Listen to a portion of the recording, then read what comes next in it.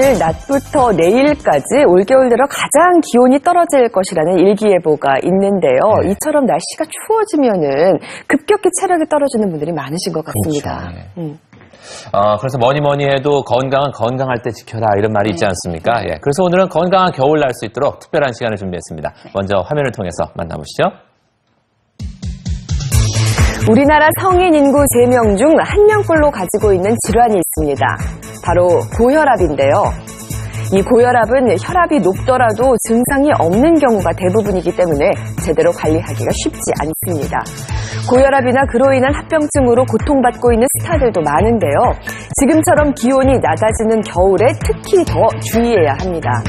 장기간 고혈압이 지속되면 손상된 혈관 내벽에 이처럼 콜레스테롤이 쌓이면서 결국 혈관이 막히는 뇌경색을 일으키는데요.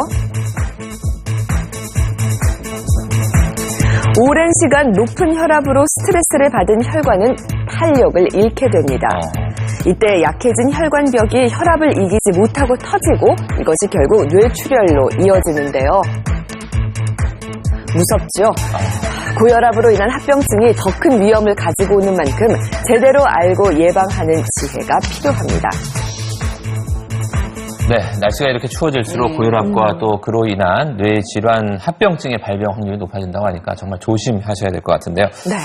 미리 예방할 수 있는 방법은 없는지 내과 전문의 박일 원장님 모시고 말씀 나눠보도록 하겠습니다. 어서 오십시오. 네. 안녕하세요. 원장님. 네. 실제로 우리 주변에 겨울철만 되면 혈압이 갑자기 상승해서 쓰러지는 분들이 많으시더라고요. 네. 날씨와 어떤 관계가 있는 건가요? 우리 몸에는 그 방어 기전이라는 게 있습니다. 날씨가 추워지면 그 체온 손실을 막기 위해서 말초혈관이 수축하는데요. 이러한 수축에 의해서 혈압이 상승합니다. 그래서 고혈압 환자에서 혈압을 더 높이고 그리고 또 죽상경화증이 있는 우리가 고혈압이나 당뇨병 환자에 있어서 뇌졸중의 위험성이 더 커진다고 하겠습니다. 예, 이 고혈압과 뇌경색 등의 그 뇌질환들이 어떤 연관 관계가 있는지도 궁금한데요. 다른 점은 뭐고 또 연관성은 어떤 건지요? 우리가 뇌졸중에는 뇌혈관이 막혀서 생기는 뇌경색증과 뇌혈관이 터져서 생기는 뇌출혈로 나뉩니다. 이러한 뇌졸중의 가장 큰 위험인자가 고혈압인데요. 고혈압은 뇌로 가는 동맥에 죽상경화증을 유발해서 뇌졸중을 일으킨다라고 생각하면 되겠습니다. 네, 저희가 스트레스 받거나 좀 기분 안 좋은 일 있으면 혈압 올라 뭐 이렇게 얘기하면서 뒷골당겨 뭐 이런 얘기를 하잖아요. 그런 농담이 좀 위험할 것 같다는 생각이 드는데요. 실제로 고혈압이나 뇌혈압이 이렇게 발생이 되면 어떤 증세가 일어나는지 좀 알려주세요. 그 뒷골이 땡긴다라고 해서 다 고혈압은 아니고요. 고혈압은 대부분 증상이 없습니다. 그래서 우연히 병원에 와서 체크한 혈압이 높게 나타나서 우리가 고혈압으로 진단되는 경우가 대부분입니다. 네.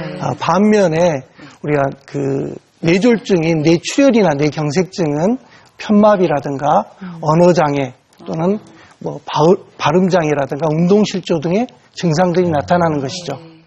정말 뇌에 이상이 오면 진짜 무서울 것 같은데 현재 우리나라에서는 뇌질환이나 또 고혈압 같은 경우에는 어떤 치료가 이루어지고 있나요? 고혈압은 약물요법과 생활요법을 동시에 시행하고 있고 네. 우리가 뇌졸중인 뇌경색증에 우리가 치료는 정맥내 혈전 용해술을 시행합니다. 그런데 증상이 발현 후 3시간 이내에 정맥내 혈전 용해술을 시행했을 때 환자에 대한 예후가 가장 좋습니다.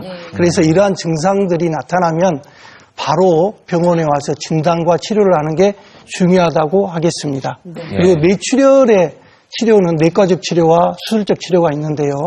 내과적 치료는 혈압을 조절하고 뇌부종을 치료하며 수술적 치료는 뇌출혈의 크기가 커서 뇌압을 상승해서 뇌를 압박하는 경우에 수술을 한다라고 생각하면 되겠습니다. 예. 근데 대체로 이제 건강상 문제가 발생하면은 그 징후들이 하나씩 나타나기 마련이잖아요. 그렇죠. 그래서 이제 저희가 고혈압이나 이제 뇌질환 같은 경우에 어떤 현상 또 자가 진단을 할 수 있는지 그 방법을 몇 가지 좀 준비해 봤거든요. 네네. 자, 어떤 게 있는지 좀 하나씩 확인해 보도록 하겠습니다. 네. 자, 첫 번째는요. 네. 어지럼증이나 어지럼증이나 심한 두통. 예. 그렇게. 예, 두 번째는요. 하나 더 뜯어볼까요?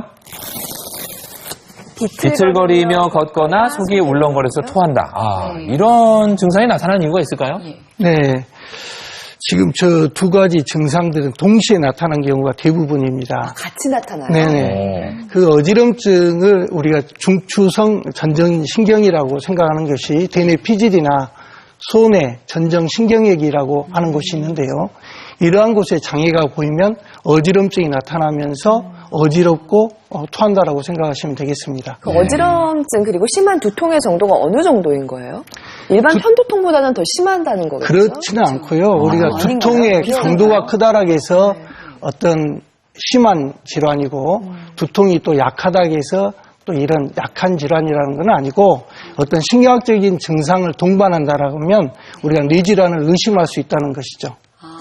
그렇군요. 그렇군요. 나머지 증상들 증상은 한번 뜯어볼까? 네.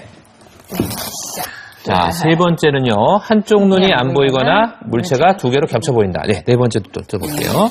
갑자기 말이 안 나오거나 발음이 어눌해진다. 예, 끝으로 다섯 번째는요. 한쪽 팔과 다리에 힘이 없거나 감각이 둔해진다. 이런 증상들 생각보다 심한 편인 것 같은데요. 자칫하면 위험할 수도 있을 것 같고요. 이런 증상들 중에서 한 몇 가지 정도면 좀 의심을 해봐야 될까요? 이러한 증상 중에서 한 가지라도 나타난다라면 바로 병원에서 진단과 치료를 하는 게 중요하다고 생각합니다. 곧바로 병원을 찾아야겠군요. 시청자 여러분께서도 꼭 기억을 해두시기 바랍니다. 네. 이렇게 상태가 악화되는 것을 막기 위해서는 평상시에 생활 습관을 어떻게 해야 되는지 아무튼 예방이 가장 중요할 텐데 그렇죠. 저에게 몇 가지 조언을 해주세요. 좋은 생활 습관을 갖는 게 중요합니다. 술과 담배를 끊고 우리가 음식은 골고루 드시면서 싱겁게 드시는 게 좋겠고요. 네. 그리고 하루에 30분 이상의 규칙적인 운동을 함으로 인해서 스트레스를 줄이고 그리고 정기적으로 혈압을 측정해서 혈압을 정상적으로 유지하는 게 중요하겠습니다. 그리고 심뇌혈관계 위험인자인 고혈압이나 당뇨가 있으면 규칙적인 치료와 진료를 받아보는 게 중요하다 하겠습니다. 네, 그 아까 혈압을 정기적으로 체크하라 하셨을 때 갑자기 생각난 게 젊어서 부모님은 항상 권하면서 저는 안 해봤거든요. 네, KBS 로비에 그게 있습니다. 그래서 있어요. 혈압을 있어요. 꼭 네. 오늘 해봐야겠고 네. 마지막으로 저희 시청자분들께 좀 당부의 말씀이 해주시면 좋을 것 같아요. 날씨가 추워지면 살며시 다가오는 침묵의 살인자인 뇌졸중은 환자 및 그 가족에게도 큰 고통을 줍니다. 그래서 심뇌혈관계 질환의 위험인자인 고혈압이나 당뇨병, 비만, 고지혈증 또는 혈액응고질환이 있는 환자는 주기적인 검진을 통해서 이 질환이 뇌졸중으로 진행을 예방하는 게 가장 중요하다 하겠습니다. 네. 겨울철 소리 없이 오는 불청객이다. 그 말이 참 가슴에 와닿는데요. 네. 오늘 말씀해주신 정보 잘 참고해서 잘 관리하도록 하겠습니다. 오늘 말씀 잘 들었습니다. 감사합니다. 네. 자, 다음은요. 문화